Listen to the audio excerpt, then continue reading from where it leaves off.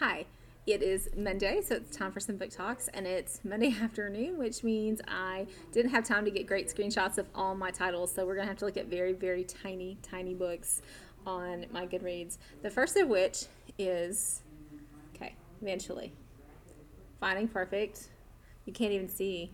I can't see it. Maybe you're more talented than me. Finding Perfect by Colleen Hoover. Colleen Hoover is a name you might recognize. Finding Perfect is a novella that goes with Finding Cinderella. Here's the irony. Finding Cinderella is a novella that goes with Hopeless.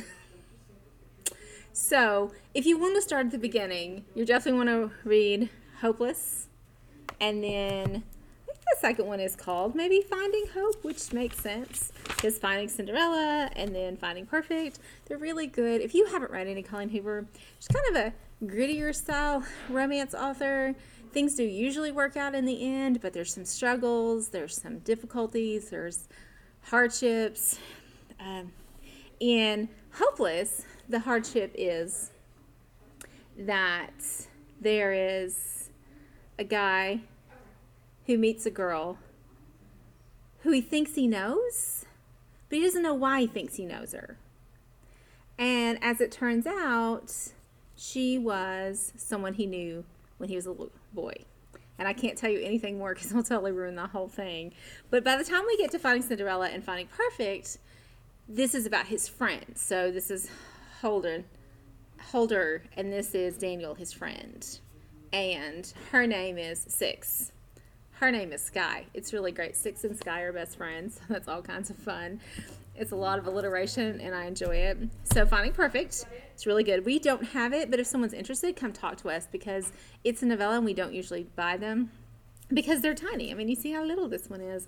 But if someone really wants it, we would never not buy it if someone wanted to read it. All right, so another book I read is called Meet Me at Midnight. It's not out yet, but when it comes out, we're going to buy it. It is about a boy and a girl who are an arch nemesis. So their families vacation side by side at these two little cottages by the ocean lake in Michigan. And so it starts out kind of slow. One of them glues one's flip-flop to the floor, so when they step in it, they try and take a step, they almost die. And then one of them saran wraps the carpet in their bedroom and smears it full of mayonnaise, so when they get out of bed, they fall. So it just gets bigger and bigger and bigger until it finally gets to the point where the person who's renting them the house, this is like enough. But as we all know in romance stories, love and hate is a very fine line, so of course there's a romance. It's really good. I definitely enjoyed it. So I did read one non-romance this week. It was Danielle Steele, which is, she's kind of an old school romance writer, and she's branched out a little bit more. She writes what we call sagas, which means books that are about sweeping families. So maybe grandparents, parents, grandchildren, and they cover all of them. This one was called Spy, which is about World War II and a woman who was a spy for England. I've read a lot of female resistance fighter and female spy books in the last 6 months, and I've got to say this is my least favorite of all of them. But if you're interested in the genre of women who spy for England or any other country, come talk to me because we have books about that are way better than the one I just read. And the last book I read this week was called Tweet Cute. Also, not quite out yet, but it's exactly like it sounds. There's a Twitter war, and it's cute, and that line between love and hate and romance all just goes wonky and wiggly.